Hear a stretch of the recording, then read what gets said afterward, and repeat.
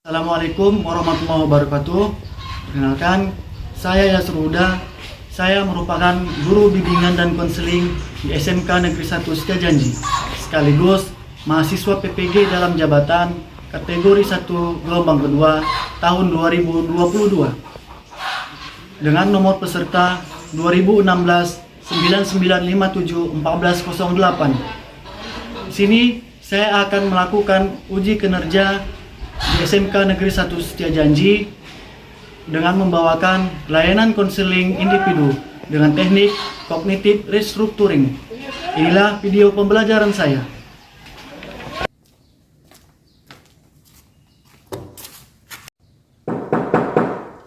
Assalamualaikum Pak, izin boleh masuk Pak? Silakan hadiah masuk. Ayo silakan duduk. Oh iya Pak, iya Pak.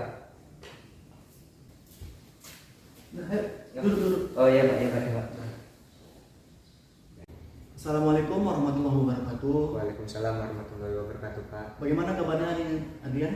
Ini baik kok Pak. Baik ya, alhamdulillah. Jadi kalau masalah ujian gimana? Ini ujian hasilnya kurang puas lah Pak. Kenapa kurang puas? Iya kemarin itu nggak belajar Pak pas ujian. Kenapa kok nggak belajar? Itu karena apa Pak? Habis pulang sekolah itu aku belajarnya puasa jadi nggak sempat lagi, pulangnya pun malam gitu Pak. Oh, jadi sambil sekolah, sambil belajar. Iya, belajar yang lain gitu Pak. Memang bagus tentang ponsel, cuman kan ya kita bisa lah bagi waktu mana sekolah, mana yang ponsel. Kalau saya tanya sama mana lebih harus diprioritaskan? Sekolah. Sekolah. Jadi Iya. kita harus bisa manajemen waktu ya kan. Jadi kita sekolah sampai jam 2, jam berapa rupanya mulai apanya? Jam 7:30 Pak. Setengah 8, Iya. malam. Apanya Pak? Itunya, ponselnya. Oh, kalau ponsel habis pulang sekolah itu Pak, Oh. sampai jam 10 baru pulang. Itu memang dia untuk pelatihan khusus atau memang kau yang belajar situ? Itu kemarin kemauan sendiri Pak. Oh, jadi memang dia buka les itu? Iya, buka les. Oh, gitu. Jadi kalau masalah ujian, gimana? Kenapa kok bisa kurang nilainya? Ya itulah Pak, karena nggak konsen juga pas ujian. Iya. Itu pengaruh juga. Jadi kalau perkara nilainya belum memuaskan, nanti di semester selanjutnya harus lebih keras lagi ya. Oke, Pak. Dan waktunya tadi harus lebih bisa memanajemen waktunya ya kan. Oke Pak. Terus kamu tahu nggak kenapa saya panggil kemarin? Nggak tahu kenapa itu Pak rupanya. Karena ini kita akan melakukan konseling individu. Tahu konseling individu? Kurang tahu kalau itu Pak. Nah, jadi kalau konseling individu, bahasa kalian itu gampangnya curhat-curhat, sharing-sharing Oh, kita, iya. ya kan? Oke, Pak. Jadi karena saya semalam dengar kabar dari Bu Herani, ya kan, guru BK kan kelas 11, ibu itu bilang, Pak, itu si Adrian kenapa kok ini dia kayak takut gitu sama guru BK, ya betul nggak? Betul itu Pak. Ya, kenapa rupanya? Karena hampir setiap hari itu Pak dimarahi ya. Oh, Karena setiap harinya pasti terlambat itu aku Pak. Oh, jadi kenapa kok bisa terlambat? Itu karena efek satu lah Pak yang tadi pulang malam itu. Iya. Habis itu pun bangunnya kesiangan. Itu pun nggak sempat makan Pak. Karena kan itu nggak sempat makan. Habis itu pun rumahnya jauh Pak. Oh. Jadi jauh sejauh mana ke rumahmu? Ya bisa dibilang jauh kali lah Pak. Jauh kali. Iya. Pakai helm lah ya. Iya Pak. Jadi di mana ke rumahmu? Di Sentang Pak. Oh, Sentang. Oh, ya jauh lah. Tapi kan memang karena walaupun walaupun rumah kita jauh itu, ya kita itu tadi memanajemen waktu tadi itu, ya kan. Iya. Jadi kok dimarahi guru sampai guru BK sampai kayak mana Pak dimarahi guru BK kok sampai kayak gitu tadi? Kadang dihukum, dimarahi, kadang juga disuruh apa Pak? Hukuman fisik gitu Pak. Oh iya. Kayak squat jam, push up gitu Pak. Oh gitu. Hmm. Oh, jadi kalau itu kan waktu SMP, ya kan. Jadi kok itu mungkin waktu SMP-mu ya mungkin karena rumahmu jauh itu kan dari sekolah ke apa kan jauh kan. Dan kalau kira-kira menurutmu apalagi lah selain karena sering dimarahi guru BK karena sering terlambat lagi apa? Ya, nah salah satunya razia lah Pak. Oh, Razia razia. kayak HP, rambut gitu. Oh ya gitu. Iya. Berarti dulu kalian waktu masih SMP masih sering lah raja rambut. Masih, Pak. Oh iya. Jadi dulu kalau rambutnya sering-sering gondong sampai sini rambut. Ya nggak sampai segitu Pak. Iya. Jadi kalau Kalau mungkin kan kalau guru BK kan cuman paling kalau mangkas ya paling sedikit lah ya atau sekedar aja. iya. Oh gitu ya. Nah, maksudnya apalagi yang membuat kau itu takut sama guru BK kenapa? Salah satunya apalah Pak, dapat surat. Oh surat panggilan. Iya.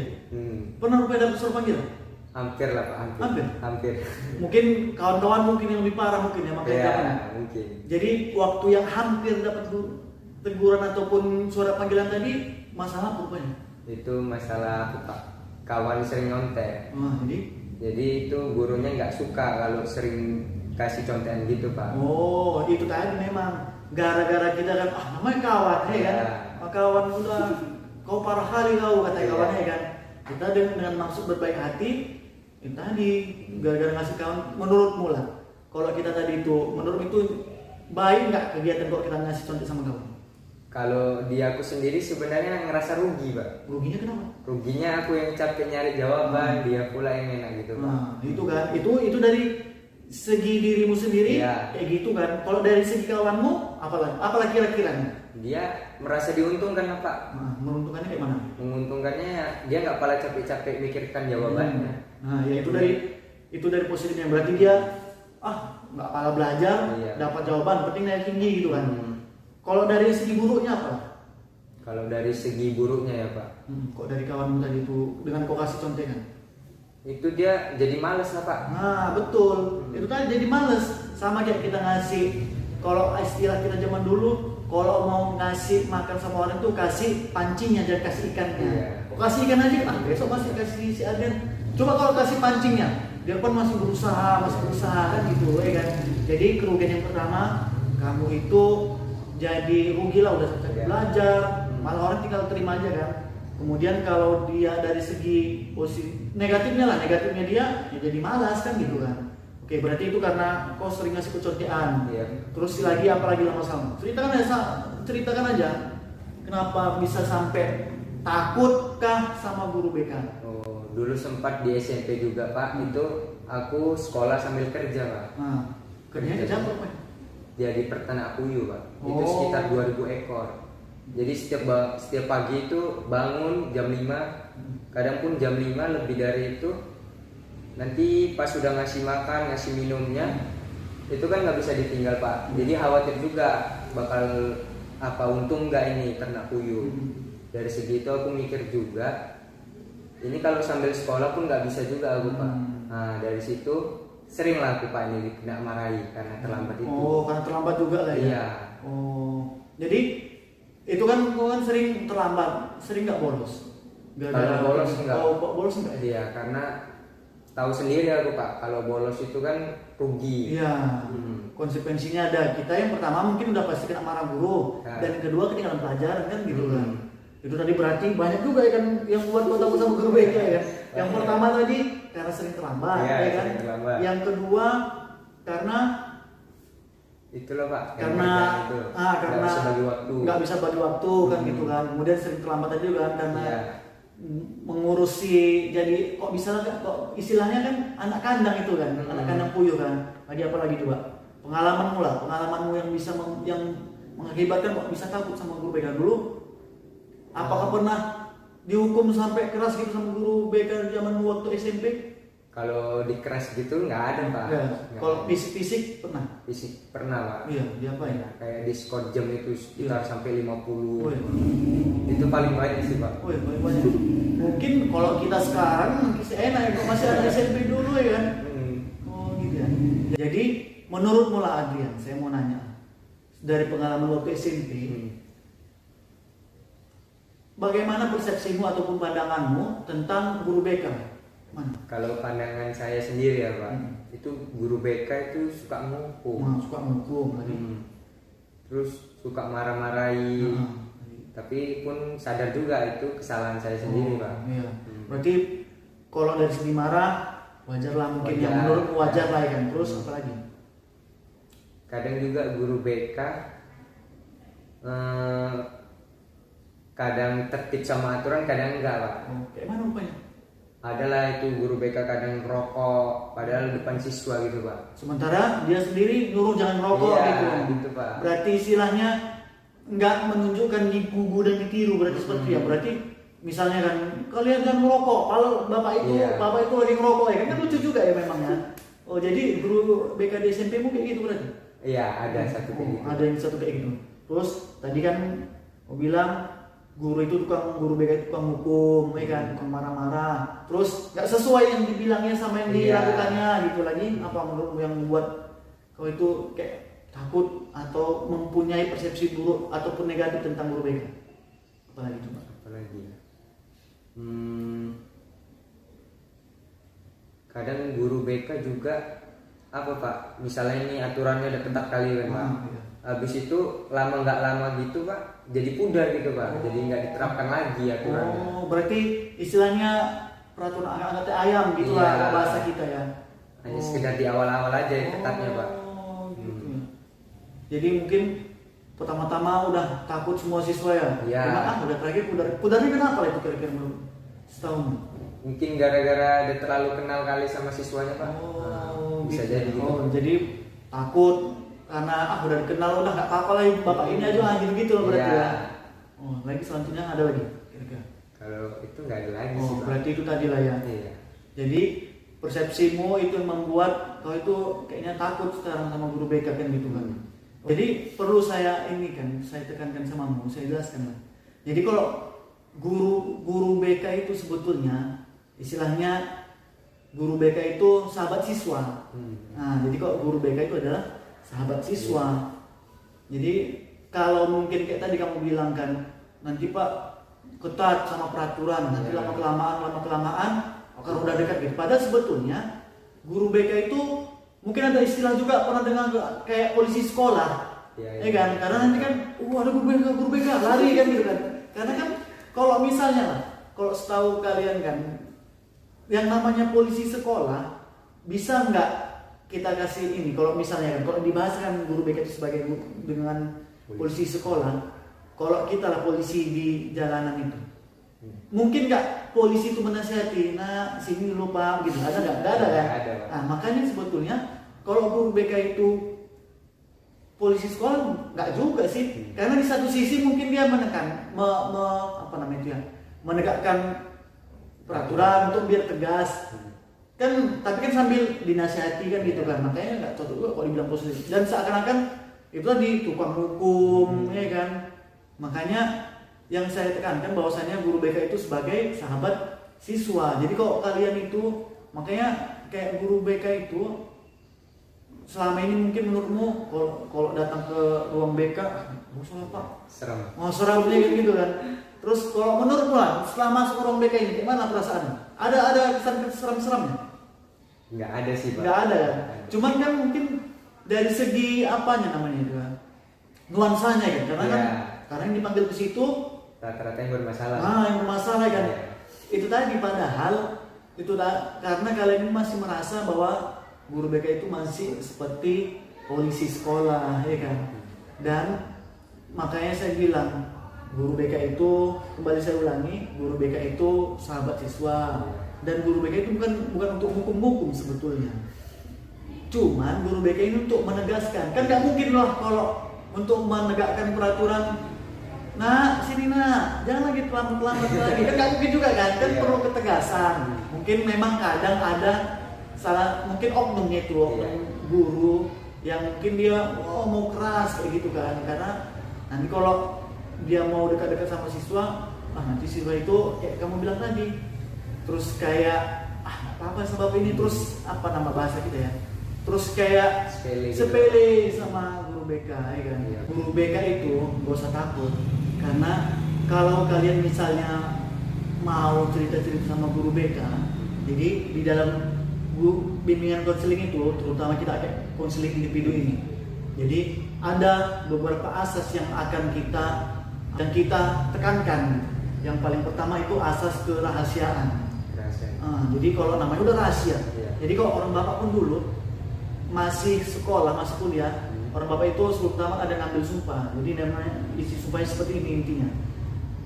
Apapun kami bersumpah, kami berjanji bahwasanya apapun informasi yang didapat dari peserta didik dari kalian ini tidak akan disampaikan kepada siapapun juga, baik itu kepada kawan-kawanmu, baik itu kepada guru-guru yang lain misalnya punya masalah sama guru, maupun sama orang tuamu. Jadi kalau misalnya kalian itu punya masalah sama orang tua, nggak mungkin saya bilang, Pak ini Pak anak bapak ini katanya, kan nggak mungkin juga ya kan. Iya. Dan misalnya pasti itu ada guru ataupun siswa yang nggak suka sama guru. Iya. Pak kami Pak ada, karena saya pernah juga ada beberapa siswa yang datangi saya kan, Pak kami Pak nggak suka Pak sama bapak itu kan, Pak wali kelasnya kan, ganti apa Pak wali kelasnya kan.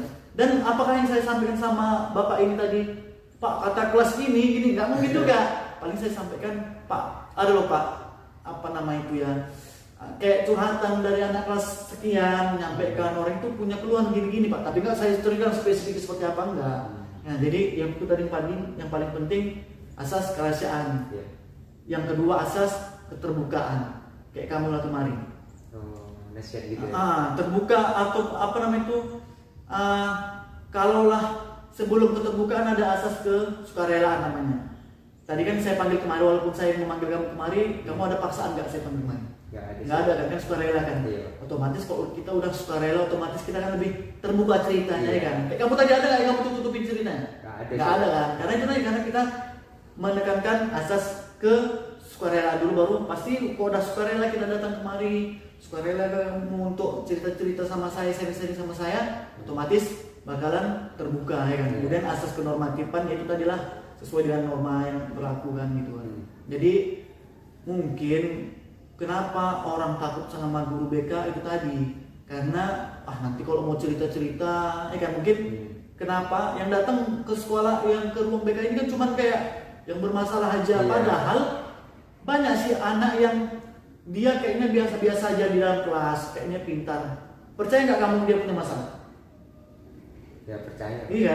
Cuman kan mereka nanti mau cerita, misalnya dia selama ini kayaknya rajinnya, nilainya tinggi, iya kan? Rupanya dia, tapi ada masalah yang disimpannya. Dia mau cerita sama guru BK, takut. Itu tadi karena ada persepsi negatif tentang guru BK, ya kan? Iya.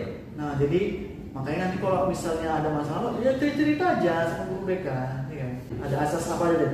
Kerahasiaan, terus kesosialisaan, apa tuh? Kesukarelaan, baru keterbukaan dan lain banyak lagi sebetulnya gitu. Kemudian kalau fungsi guru BK itu banyak, ada fungsi pengentasan namanya. Kalau namanya di pengentasan, jadi penyelesaian. Ada fungsi pemahaman namanya. Jadi kalau misalnya masalah yang ada, dan fungsi kekinian namanya. Jadi kalau misalnya udah masalah yang sedang dihadapi itu bakalan kita selesaikan masalah bersama-sama. Jadi kalau misalnya kemudian mungkin menurutmu dulu, kalau guru BK ngasih nasihat itu kayak mana menurutmu dulu? Kalau ngasih nasihat ya diarahkan yang ke jalan yang baik gitu Pak, yang betul ya. Dari yang salah jadi yang betul gitu Pak, diarahkan. Cuman diarahkan aja gitu Pak. Diarahkan gitu kan. Itu tadi mungkin itulah sebetulnya menyebabkan kan kayak tidak diceramahi sebetulnya kan. Yeah. Kau itu seperti ini jangan kayak gini gitu kan. Jadi sebetulnya kalau guru BK itu gini dia, kalau misalnya Adrian kamu pilih jalannya A, nanti konsekuensinya seperti ini. Nanti kalau kamu pilih yang B, nanti konsekuensinya seperti ini. Tapi tetap yang memilih jalan ini tetap kamu. Nah itu dia kalau sebetulnya di fungsi guru BK ini. Jadi kalau mungkin istilah kok zaman dulu itu guru BP. Mungkin ada nggak kalian masih bilang guru BP? Masih. Iya kan? Iya. Jadi beda itu kalau guru BP sama guru BK. Tahu nggak kira-kira BP itu kan bimbingan penyuluhan. Kalau BK kan bimbingan konseling. Kalau penyuluhan itu ya banyak penyuluhan. Ada penyuluhan kesehatan, ya kan umum. Dan dari segi komunikasinya, kalau penyuluhan itu cuman saya aja ngomong, nanti kalian cuma dengarkan kan gitu kan. Kalau konseling kan dua arah kan, kayak kamu tadi, kamu ngomong, saya dengarkan dan sebagainya. Kita saling timbal balik, umpan balik istilahnya ya kan, kalau cerita-cerita. Jadi kalau menurutmu lah itu tadi tentang saya jelaskan lah tentang mulai dari asas dari konseling, kemudian fungsi-fungsi dalam konseling. Itu kan tadi kan tentang pemahaman masa lalunya ya kan. Kamu udah ceritakan tentang masa lalu kamu, bagaimana tentang guru BK. Jadi Sekarang saya mau kamu itu coba merubah dulu mindset yang negatif kamu dulu itu tentang guru BK. Dulu kan saya pikir itu Pak guru BK seperti ini, rupanya seperti ini Pak, rupanya Pak gitu. Coba. Saya mau kamu coba pola pikir kamu, persepsi kamu tentang guru BK. Mungkin dulu Pak guru BK itu sering marahin, rupanya ada ininya Pak. Nah, seperti itulah. Coba. Rupanya di Bali ini Pak, nasihat dari guru pasti ada kesalahan dari siswa. Makanya itu guru BK nasihati biar anak didiknya ini ke jalan yang betul. Jadi di satu sisi berubah cara pola pikir aku Pak tentang ini guru BK. Karena dari situ kalau di betul-betul apa ya pikirkan ya Pak. Mungkin karena kita dulu masih SMP ya kan, namanya masih apalah bapak ini, marah, repet aja, salah sekali dihukum seperti itu kan. Tapi kita kan masih SMP ya kan. Kok sekarang kan kita udah SMK, harus bisa berpikir. Dulu kenapa saya ini? Oh rupanya karena saya salah. Tujuan guru BK itu adalah membimbing, cuman mungkin caranya mungkin yang salah ya kan. Itu dia Pak. Ya. Karena kan sebetulnya kalau hukuman itu kalau zaman sekarang itu sebetulnya udah nggak patut lagi. Kita ubah persepsi negatif kita tentang guru BK ya kan. Kok misalnya mungkin kamu dulu merasa apalah bapak ini, kenapa aku dihukum, itu tadi karena kita masih SMP, kita kan masih belum bisa berpikir, hanya cuman berpikir bapak ini ya, kita masih anak-anak ya kan, kita masih anak-anak gitu, ya kan.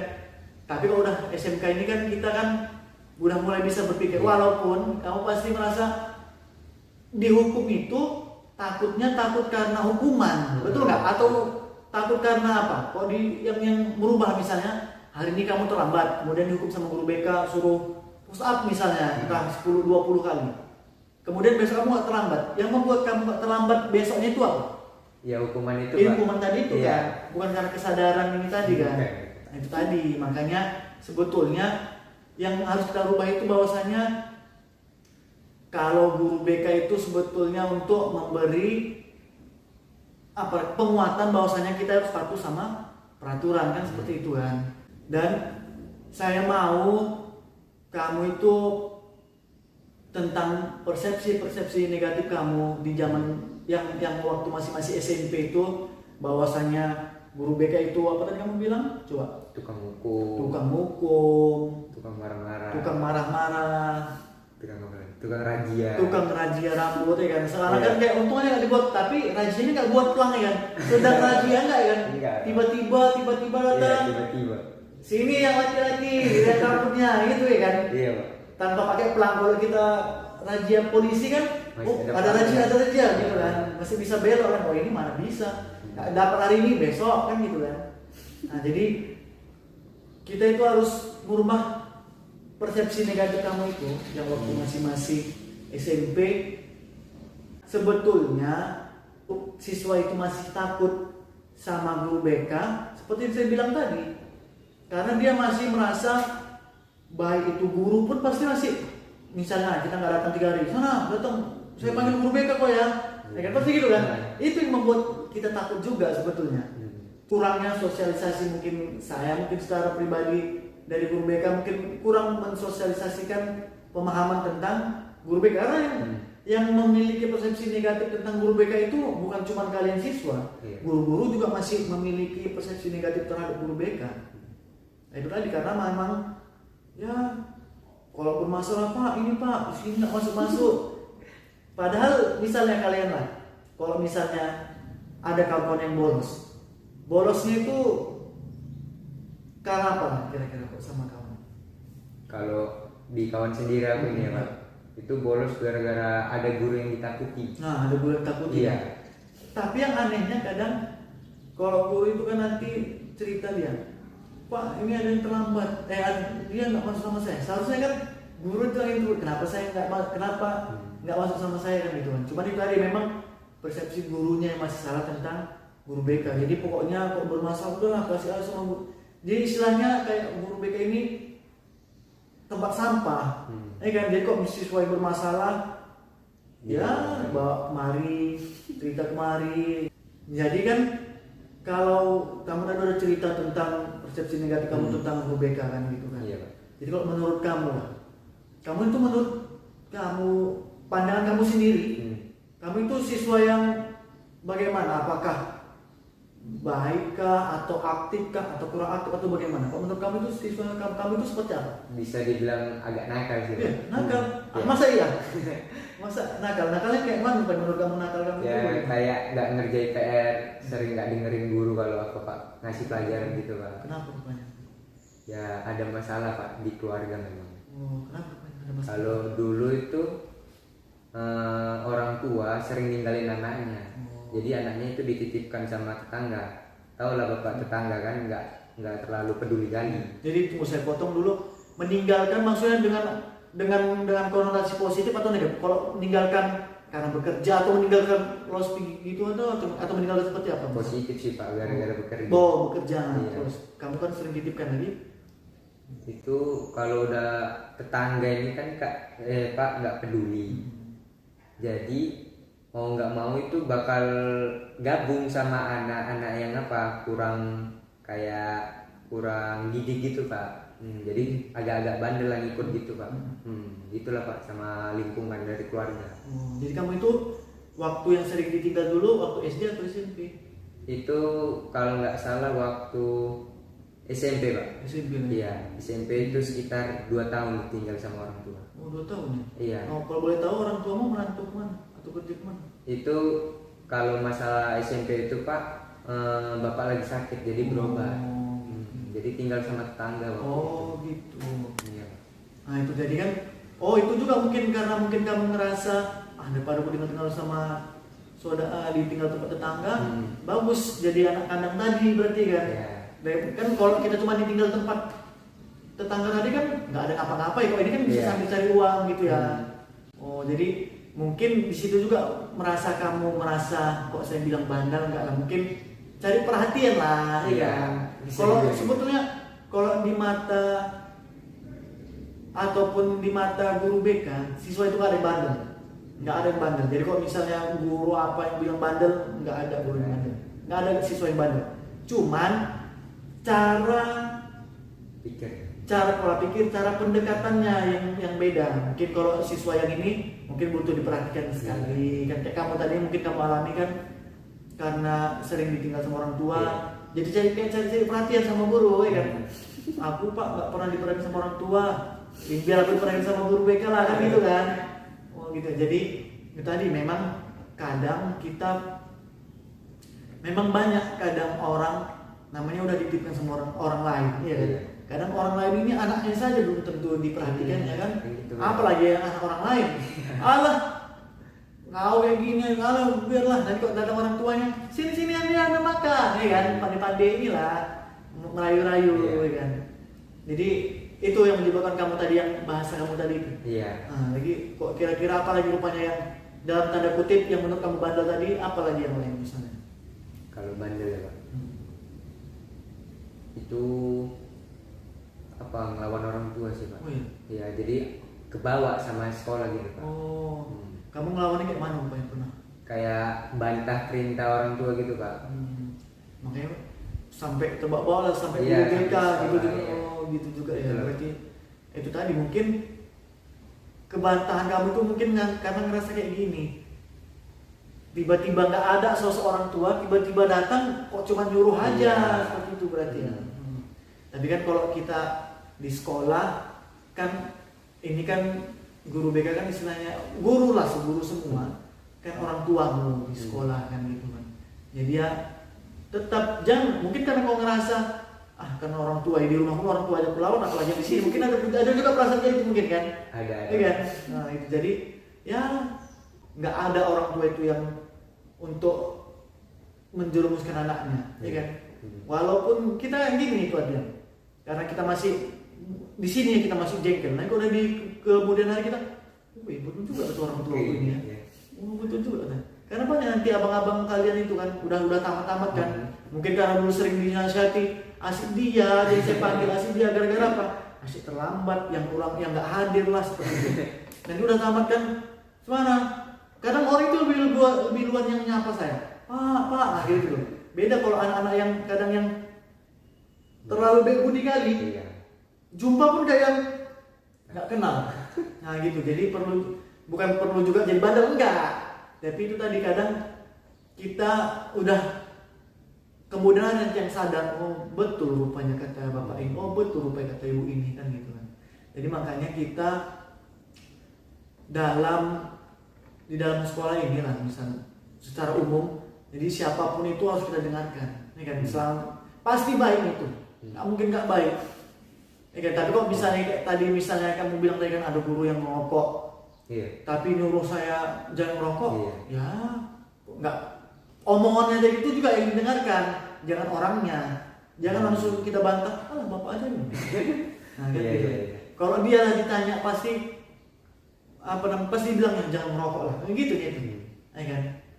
Jadi kok setelah ini kita tadi kan udah kita sharing cerita tadi, menurutmu apakah persepsimu tentang guru BK itu berubah atau sama aja lah Pak, masih apa? Setelah kita cerita-cerita. Berubah juga. Iya. Dulu kayak mana rupanya menurutmu tadi kan? Kok sekarang kayak mana rupanya? Sekarang udah kayak pengertian sama siswanya, Pak. Itulah terutamanya, Pak. Kalau dulu guru BK cuma manggil-manggil, bermasalah. Kok sekarang kan udah bisa kita cerita-cerita. Iya. Bukti kayak tadi kamu, mungkin sebelumnya kamu nggak ada cerita sama guru yang lain, kamu itu dulu kerja apa gitu Iya. tinggal orang tua. Sekarang kamu udah cerita sama saya kan? Udah, Pak. Nah, jadi kan berarti kan tahu fungsi guru BK itu. Jadi guru BK itu bukan cuma menghukum, ya kan? Makanya kalau orang bapak di sini, kalau kalian datang, Pak, aku mau cerita apapun kalian terserah, mau cerita pribadi ya, oke dengan senang hati, mau cerita Pak, saya Pak cara belajar kok ini ya Pak, kok menurun Pak gitu. Jangan kalian pendam-pendam, misalnya kan dia misalnya udah tinggi nilai, tiba-tiba ini diam-diam, tiba-tiba udah nggak sekolah lagi, itu banyak juga yang kayak gitu, makanya diceritakan aja. Karena kan kalau kayak saya bilang tadi, kalau lah kalian cerita sama kawan, mungkin nggak kawan itu bakal cerita ke orang lain? Mungkin, Pak. Mungkin kan? Kok ke saya misalnya, apa manfaat saya cerita misalnya, cerita sama kawan kalian, tahu nggak si Adrian kayak gini rumahnya kan nggak ada manfaatnya ya kan? Iya, Pak. Apalagi lah persepsimu yang lebih positif tentang guru BK. Kalau pandanganku tadi yang pertama perhatiannya itu, Pak. Habis itu guru BK itu ternyata ngarahkan yang ke baik, nggak pernah ngarahkan yang ke buruk gitu, Pak. Itu pun ngasih hukum cuman sekedar aja biar jerah. Tapi kalau dihukum gitu memang siswa jadinya takut sama hukumannya. Tapi ya dari satu sisi itu bisalah Pak, aku sadar kalau guru BK itu memang baik tujuannya. Dari situ udah berubah lah Pak persepsiku. Jadi walaupun kayak kamu bilang tadi belum seluruhnya lah Pak, ya kan? Karena kan ya namanya merubah pandangan kita kan nggak gampang, ya kan? Nah udah pandangan.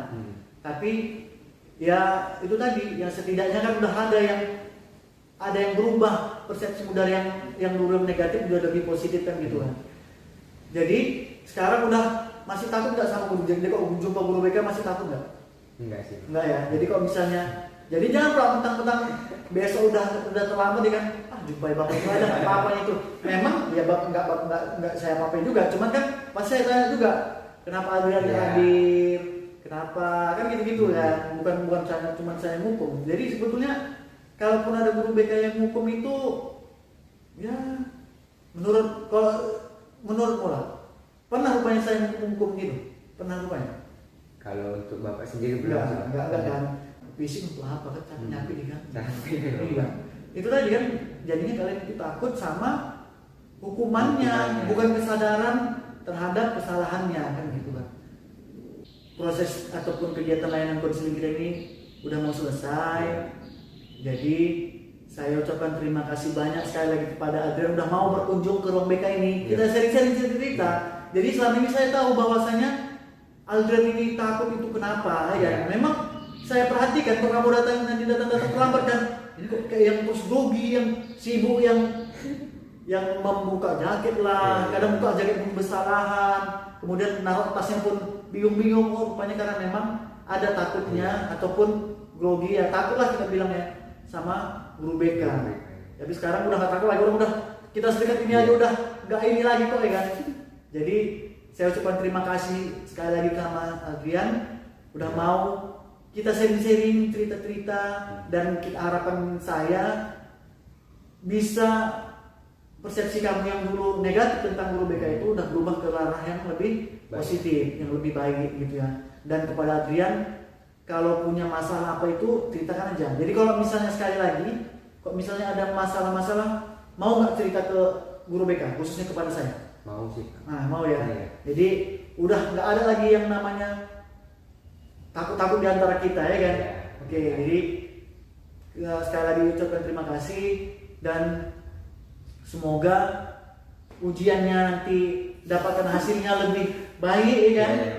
Dan nanti kalau setelahnya ini belajarnya lebih baik lagi, dan kursus tadi tentang ponsel, tentang handphone tadi bisa sukses ya kan, dapat skillnya nanti bisa dimanfaatkan, pokoknya jadi nanti orang sukses lah ya kan.